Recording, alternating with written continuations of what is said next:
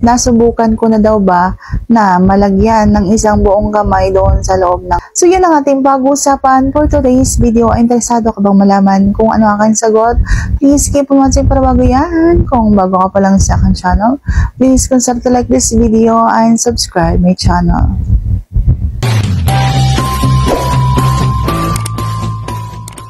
Ang sagot ko ay grabe ka naman. Bakit naman isang buong kamay? Ang laki nun. So, hindi ko pa po nasubukan na malagyan ng isang buong kamay. Okay?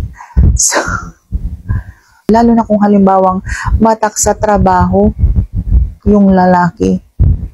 Isang buong kamay. So, siyempre, malaki yan.